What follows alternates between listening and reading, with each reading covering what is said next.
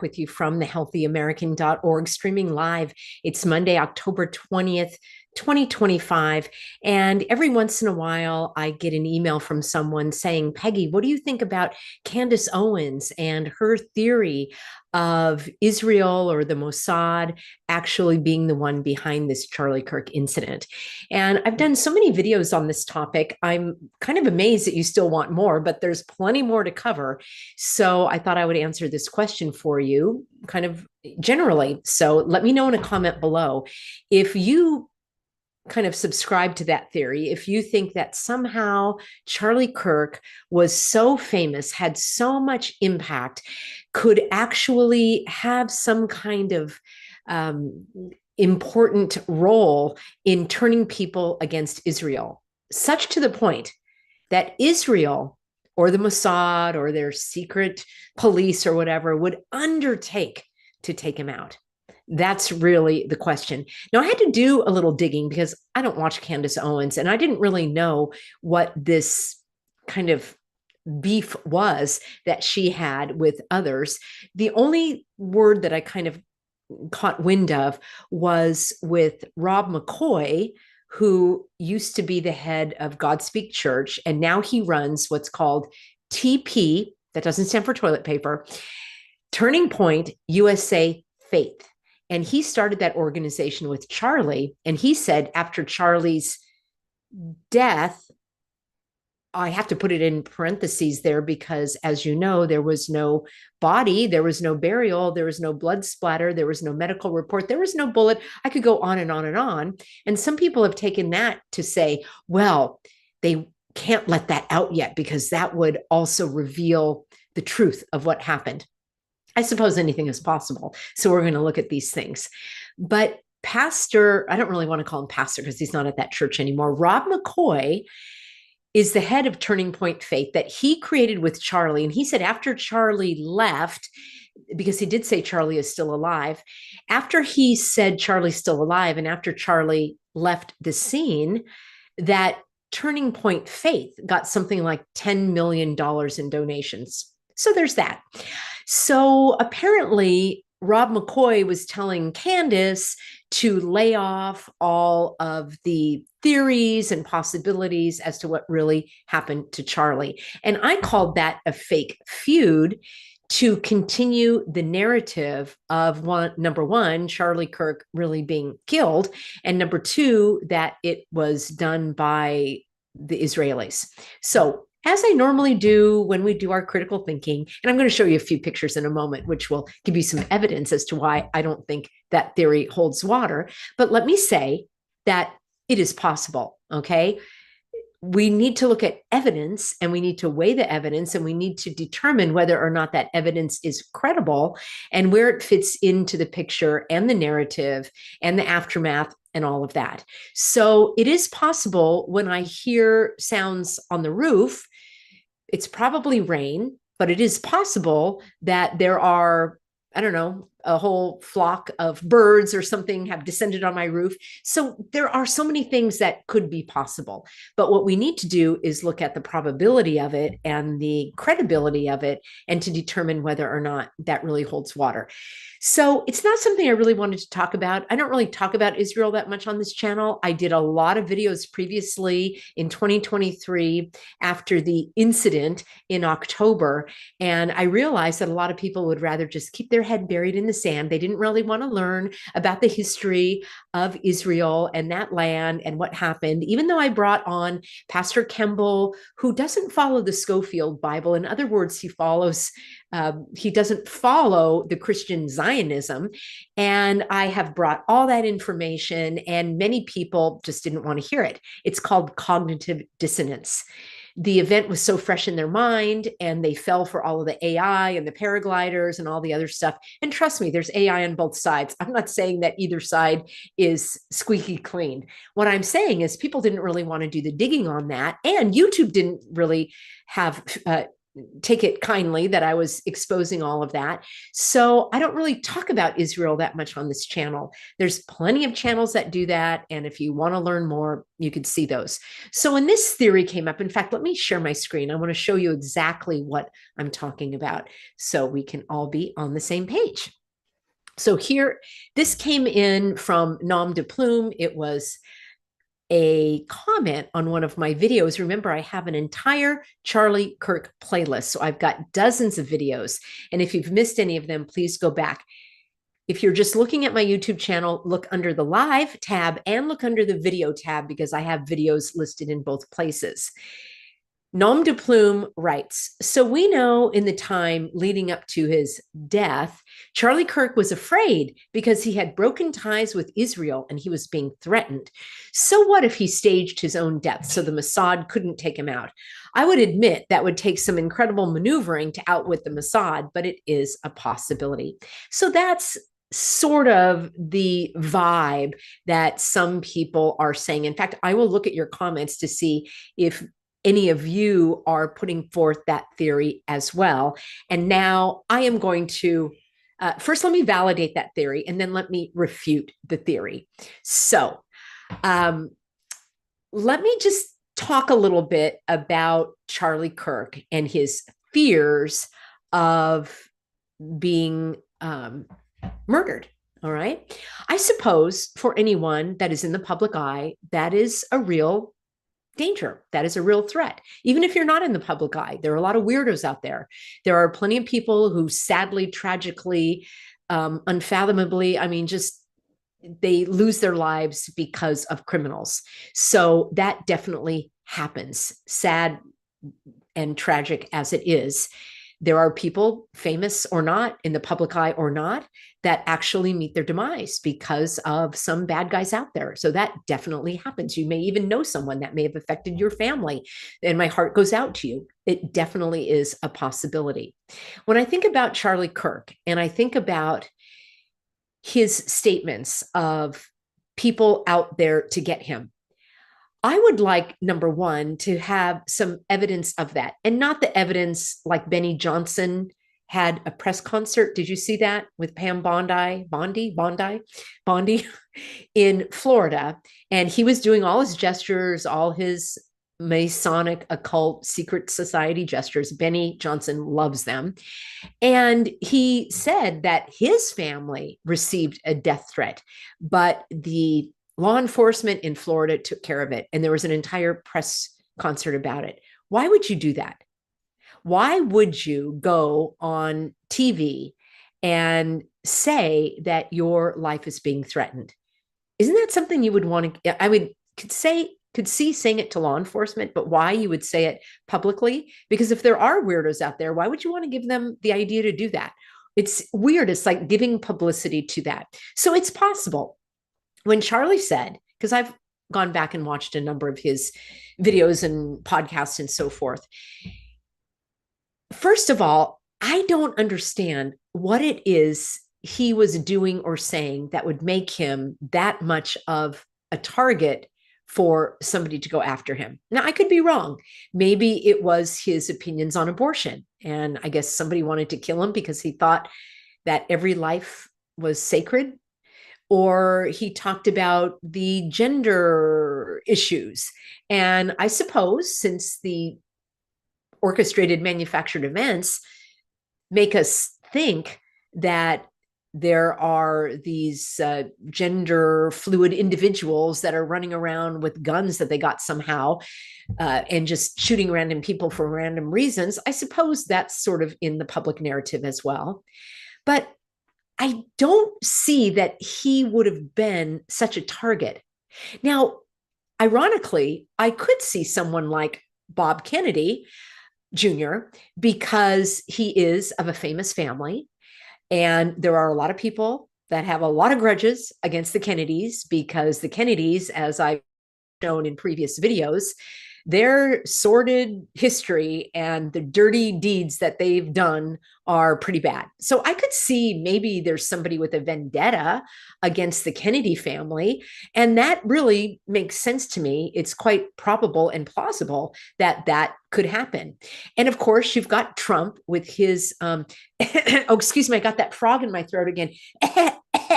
Assassination attempts over these last few years that were not strange at all. They all completely made sense.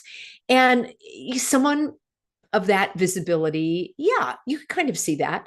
I could even see that other manufactured orchestrated event that I broke down for you about the CEO of the healthcare company, which that didn't add up to me either. But let's say there are really rich people or famous people, and then there are weirdos that are out there to get them. It totally happens. Like I say, whether you're rich or famous or not, but if you're in the public eye. Having said that, over the years, Charlie was not that famous. He was not that well known. And if you look at some of his previous events at the colleges, not that long ago, I would say maybe 2 or 3 years ago, he's sitting outside at a tent, kind of trying to get people to come by and engage with him. He's sitting there doing some of his Masonic gestures that I've shown you many, many times on this broadcast. I'm going to show you a few more in just a moment. And there were, looks like cell phone videos, the vertical cell phone videos, and people walking by kind of saying, hey, what are you doing? And he would say, well, I'm trying to have conversations with people. So it's not as if he had thousands of people attending these events until very recently. Many of you said you didn't even know who he was until YouTube started pushing his videos into your suggested video stream. And when you were on Instagram or TikTok, I'm not on those programs actively, that you would also see little shorts and clips of Charlie Kirk. Some of you even said that you got flyers in the mail, even though you had never donated or gone to any Turning Point USA event, and you started getting flyers in the mail from this organization. So it's possible, I suppose, that Turning Point used the same mailing list as the Republican Party, or if you made any donations or maybe went to some other event, they used that. But by and large, people said, I didn't really know of that guy that much. And granted, you may not be in his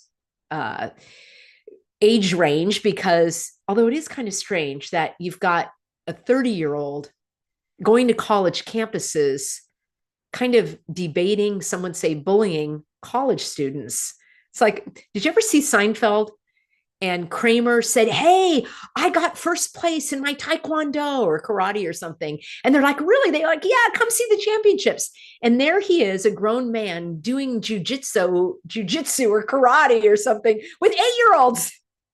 So that kind of reminds me of Charlie Kirk. So you've got this like adult by many years going to have these debates on college campuses with students. And you know what? It's probably a good thing in some ways to get them to think. And again, a lot of the things that Charlie talked about, I wasn't necessarily opposed to. I thought that he had very good answers for abortion and gun rights and other things. So that's not the point. The point is this concept that Charlie's life was in so much danger. Now, here's where the rub comes. If his life was in that much danger, and on one hand, he's talking about family first, be a father, be a devoted husband. In fact, in the last several podcasts of his most recent podcast, that was basically his message. Get married young, have a bunch of children young, devote yourself to your family and your children. Are you seeing the disconnect, friends? Rob McCoy, his pastor, I suppose, said that Charlie was a terrible congregant. He was never in church. Those are Rob McCoy's words exactly. Now, you don't have to go to church to be a person of faith. That's not the point. The second sentence of what Rob McCoy said is the point. He was never home. He traveled, wait for it, 320 days a year. Now, I don't know if he was exaggerating, but it seems that that's pretty accurate, because before coming on this show, I spent a little time listening to Candace Owens talk about her time on the road with Charlie. At first, she said, oh, we were like a couple of married people. And it seemed, I could have this wrong, but it sounded as if they shared the same hotel room, because she talked about him having his stuff everywhere. And he would ask her if the outfit looked okay. And I'll have a link for you in my Substack if you want to watch that video. It was pretty much her tribute to Charlie about 10 days after the incident. And she talked all about that. Later, she said, oh, we were like brother and sister. We spent all this time traveling together. Now, I don't know if that was in previous years before he was married, but certainly while he was married, he was not at home. He was traveling. So not only was he traveling and away from his family that he himself said should be number one. Nobody forced him to get married. You know what I'm talking about. No one forced him to have the fake children. So he did that because he wanted to show himself as a certain person, a family man, a devoted wife and husband. Well, let's walk the talk, Charlie, shall we? If you're on the road, even if you're on the road 100 days, even if you're on the road 50 days, that's time away from your children, who we are told were 1 and 3 years old. Hello, those are like the most formative years, not to mention leaving your wife that you're supposed to be supporting and being a partner in the family. And your wife is taking care of the children, although we don't know where those children have been all the time that Erica now has been on the podcast and all of these events that she goes to. Who's minding the children? Maybe a Romanian immigrant. If you can follow the clots, you'll know exactly what that means. Yes, some of you are wondering whether those children were adopted from Romania. Maybe that's why we never see their faces. Maybe that's why they have all these creepy, suggestive symbols that have to do with, how do we put it delicately? The taking advantage of children. I've done videos on that, friends, in the past. But the point I'm making here, two points actually. Number one, if Charlie is saying, get married early, have a lot of children, be a devoted father and husband, he certainly didn't demonstrate that. Number two, if he was afraid of his life, why would you put yourself at risk if you are a father with a young family? It doesn't make sense. You didn't have to be on the road. You could have done Zoom calls. You could have done the virtual whatever. You could have people come to your hometown so you're home at night and not on the road all this time. So that to me doesn't add up. If you truly were afraid of your life and you're going to put that just fame, I guess, and notoriety and being a prominent leader, you're going to put that over your family. That's not even biblical. And he's always talking about the Bible. So the Bible is God first, and then your family, and then all of your work and everything else. So no, he was not living a biblical life, even by his own reckoning. So that's why I don't buy this theory that his life was really in danger. So that's just kind of one of the basics. What I want to do is actually let you know what it was that Candace Owens was even saying, because I couldn't really figure out what her message was anyway. So this comes from a website called Axios. It just popped up when I did my search. And here she is. And it says, MAGA's fractious debate over Israel is disrupting the movement's mourning for the late activist Charlie Kirk and reviving bitter grievances among prominent right-wing voices. So the article goes on to say that, and it's interesting because the article uses the word swiftly. Whenever I see that word swift, and they acted swiftly, and it was a very swift action, it reminds me of the swift currency of Taylor Swift, of Maui, where they were talking about everything was happening really swiftly. And then that, if I recall correctly, has to do with, anyway, I'm going off track here, but let me know if you see that word swift pop up and if it's innocent or if it means anything to you. So it says that Candace alleged that a hedge fund manager who's MAGA friendly named Bill Ackman staged a private intervention for Charlie Kirk at an event in the Hamptons. Never been there, but I understand it's in New York last month, meaning in, I believe that was, what's the date of this? So I think that was in August. Owens went on, Owens alleged that Ackman, who is Jewish, so follow me here because I tried to make sense of it, and a vocal supporter of Israel, made threats after Kirk questioned Israel's handling of the war in Gaza. Owens went on to claim without evidence that Kirk was offered a ton of money that he declined to accept, and he was on the brink of changing some perspectives, seemingly referencing his overall pro-Israeli stance. So then it goes on, and I'm no fan of Tucker Carlson, as you know, but Tucker Carlson said that Kirk told him that he hated Israeli Prime Minister Benjamin Netanyahu. And he wanted Tucker to highlight the supposed links between Israeli intelligence and Jeffrey Epstein. And then Megyn Kelly, no fan of Megyn Kelly, I covered that person in a video a couple of days ago. Kelly said that Kirk told Kelly that he felt frustrated and pressured over his Israeli criticism. So that's what I could dig up on that. So apparently, and I'm going to share my screen here because we're going to take a look now at Candace Owens. And apparently that's the position, that Charlie Kirk didn't like Netanyahu and he didn't like what was happening in Gaza. Friends, how many notable individuals hold that same view? People that have more followers than Charlie Kirk. Were they taken out? Were they assassinated? Before we go any further, I have to also say it's possible that the Israelis are involved somehow, some way, somewhere, in some manner. And I only say that because it seems like they pop up in just about everything, if you know what I'm saying. They have a lot to do with intelligence. They have a lot to do with AI. They have a lot to do with apps. They have a lot to do with technology. They have a lot to do with banking. They have a lot to do with the government. They have a lot to do with everything. So yes, it's possible that there are some threads.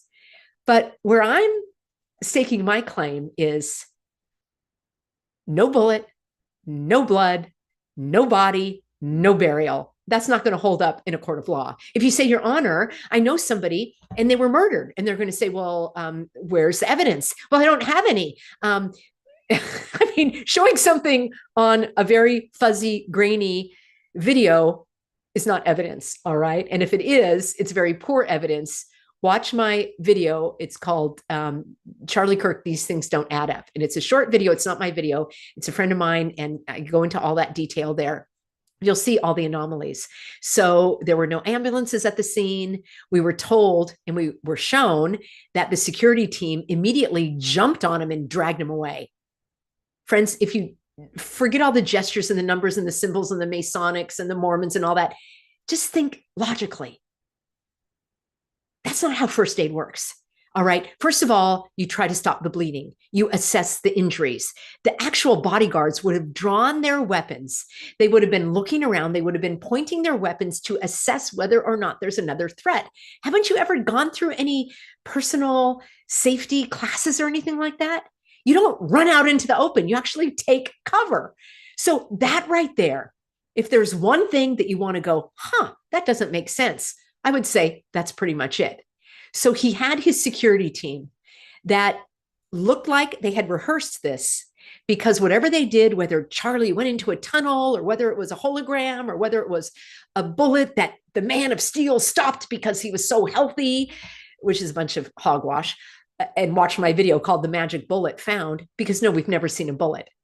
But the fact is, the response of the security team is so outlandish that right there just makes you have to question.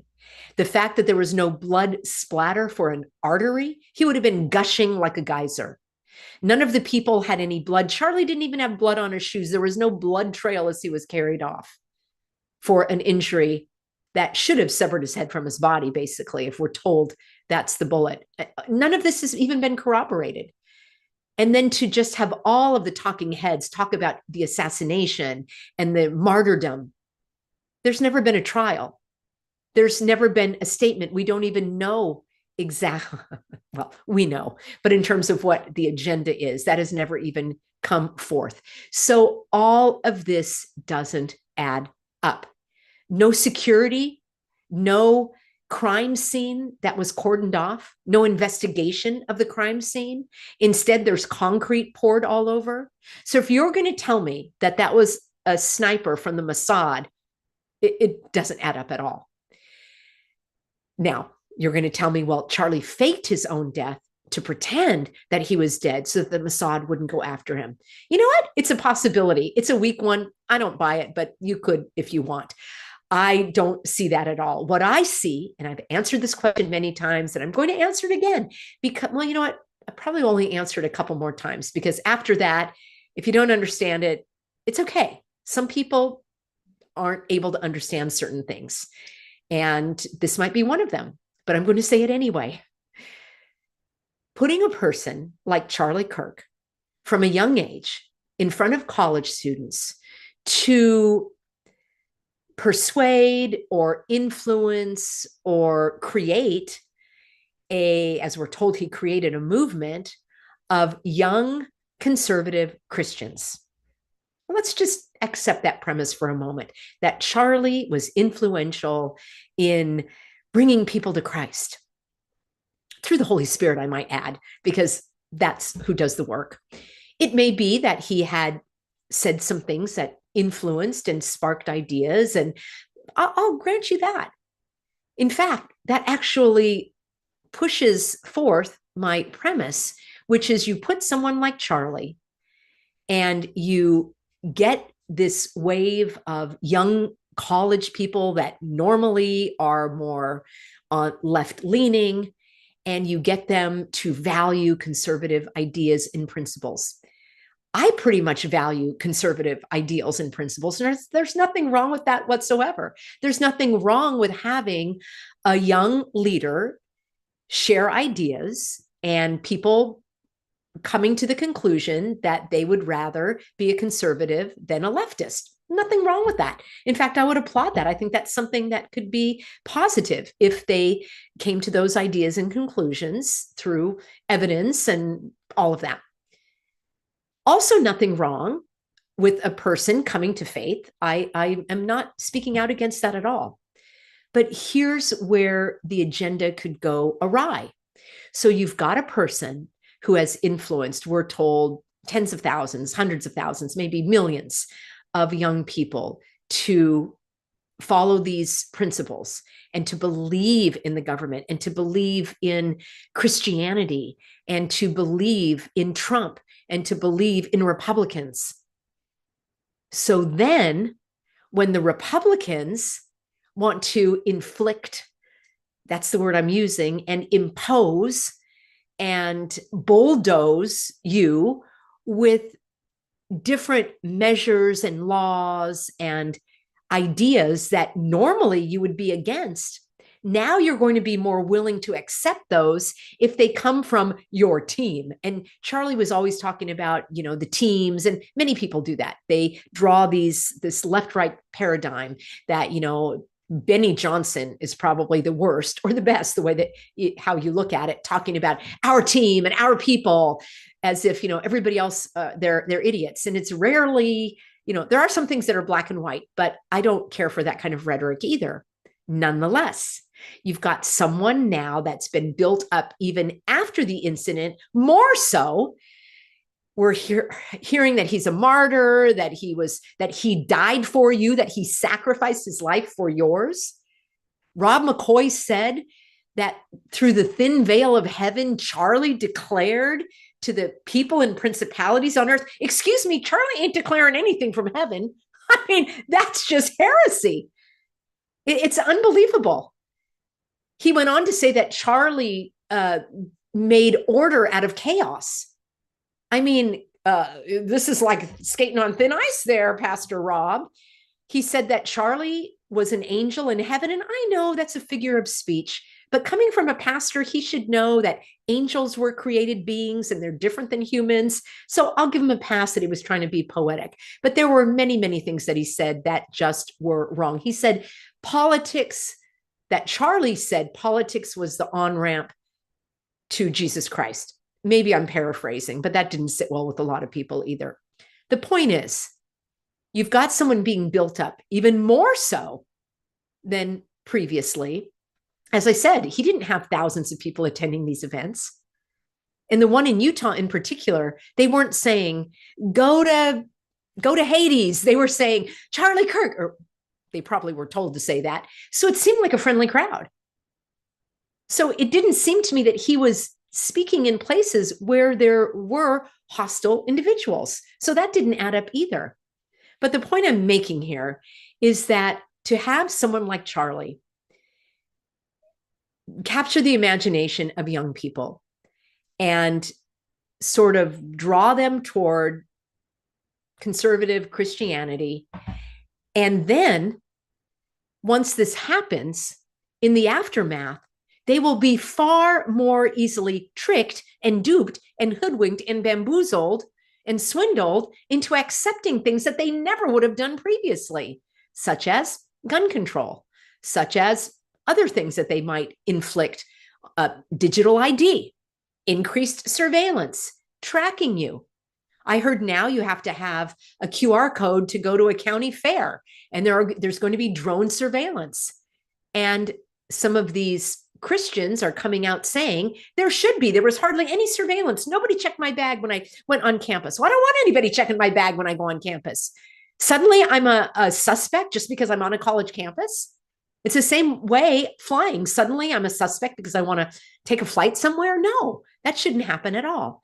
But young people that followed Charlie are going to be more willing to accept that now that they are told he died for you. He sacrificed his life for you. So there I said it. I've said it many times. Hopefully I don't have to say it again. What I want to do is share my screen because the proof is in the pudding, as they say. And we're going to look at some images here. And there is Candace. Let's see, where did I end up with my pictures here? Oh, what a quinky dink. Let me make my picture a little smaller here.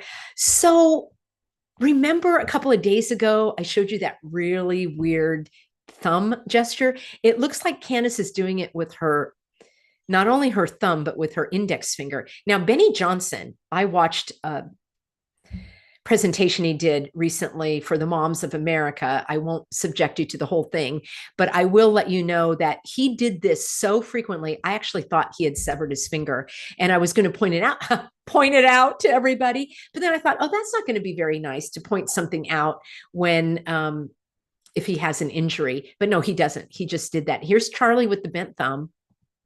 There he is, the bent thumb. There's Benny Johnson with the bent thumb. This is just a couple days ago, the Moms for Liberty. Candace, some of you there she is. This is the video. It's called To My Friend Charlie Kirk.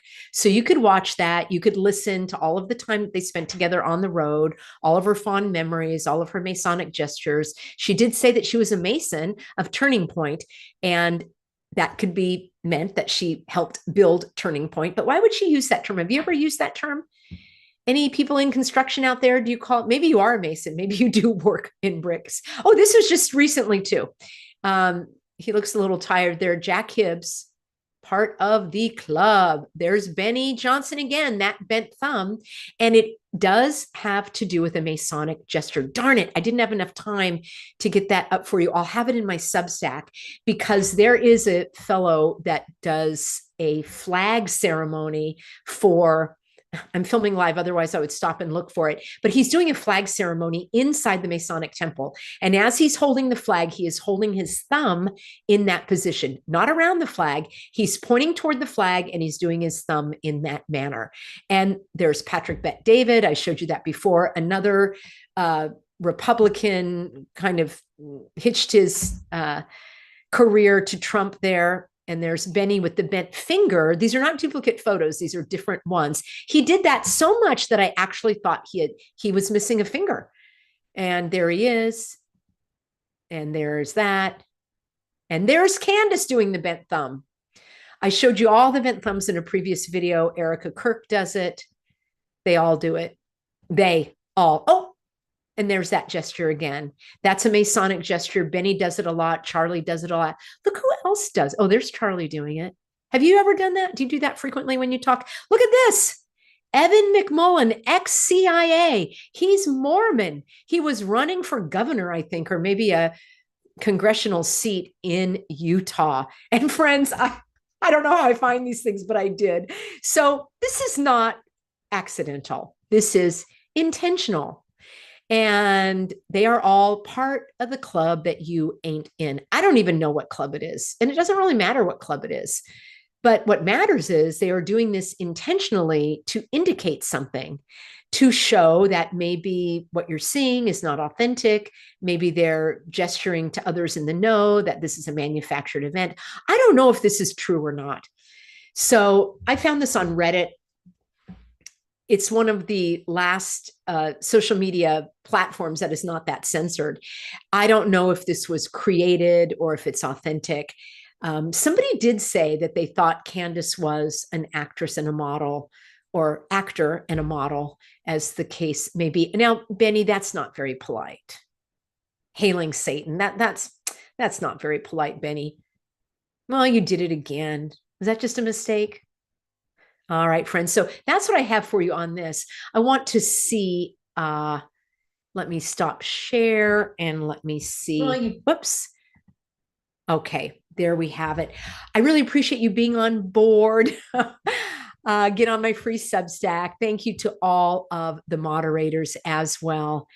And Patricia said, Charlie riled up people, yet he is exalted for it. And she also said, great description, Peggy, in terms of FG says, I thought CK had a bit of a bully attitude with his debates. And that's where I'm saying, you know, you're a grown man and you're debating college students. It's not really a fair match. I'm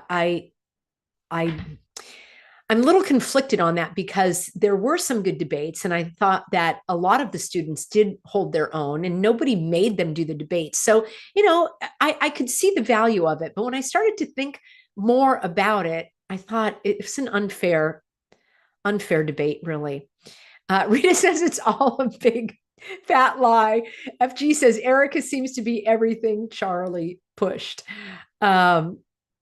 Okay, I'm just, oh my gosh, so many comments here, friends. I will need to look at these comments. Take America Back says it's a fly op. That was from the October event of a couple of years ago. So the other question people say, where is Charlie? I don't know. Does it matter? I don't think that matters. What I look at is I look at the aftermath and I look at the agenda that's being pushed. I look at all of the to-do items on that list, on the agenda list. And they are also making people be afraid. So people like me speaking out, should I be afraid? Should I not go to the events and so forth? So there's fear, there's terror, there's trauma. Think of people that watch that live. And even if now today they're like, oh my gosh, I fell for it in the beginning, but I can see now it isn't really what it was presented to be. Their body still took the hit. Their emotions and their nervous system was still traumatized. And think of the other events manufactured they may have been as well. The more I look into these things, the more I'm really critical about MLK and JFK and RFK and whether or not things happened the way we were shown. And that was before social media. So a lot of that is to inflict kind of a national trauma, and people have something they can point to. And then when they are emotionally drained and emotionally weary, it's much easier for them to accept these inflicted and imposed agendas that they normally wouldn't want anyway. So that to me is far more important than where is Charlie? I don't really know. Maybe he walks among us. Somebody said they thought they saw him in the reflection of that Medal of Honor ceremony. You can go back and watch that if you want with Erica. And I really don't even like listening to her, him, them. And so it's difficult for me to bring that broadcast to you. America One says you are so spot on Peggy. Jim says, sounds like truth. Spicy Dame, he was taken out quickly. He didn't want to stand in there too long, I guess. This is a little closer to what I believe as well. I've done several videos where I talked about the fact that there are CIA operatives, don't even use the word CIA. There are secret societies and groups and spies. We don't even know the names of them. There are people that are born into these families that don't know any other different kind of life. There are people that are plucked out at a certain age. Perhaps that's what it was with Charlie. We know nothing about his childhood. There are no childhood photos. There's no picture of him playing Little League. He never talked about his father and the lessons that he learned and the trips that he went on with his family and how much his sister meant to him. That's really bizarre for a man that says family first. And speaking of that, how weird is it? We're shown this couple that we're told are his parents, yet there's no interaction with Erica and these people. Don't you think they would be taking care of the grandchildren, the precious grandchildren? Who's taking care of these children? Probably don't want to know. So Eliza says some of these talks felt cringe, or he cringed at some of Erica's answers. It seemed very staged, very artificial, very awkward, very unnatural, just like the way that he interacted with these children. Very strange, very bizarre. The fetish of shoes, putting them on, taking them off. Why even show the backs of your children's heads if you don't want them on social media? Keep it private then. But that was to establish the fact that he was a family man, even though he was never home with his family. All right, I'm repeating myself, friends. I'm going to sign off now. So much to cover, and I appreciate you being on board. I'll be back with you tomorrow, and I'm here pretty much Monday through Friday these days, and that's 5 p.m. Pacific, 8 p.m. Eastern. And be sure you're subscribed and like and comment and all that to help this video get out to others.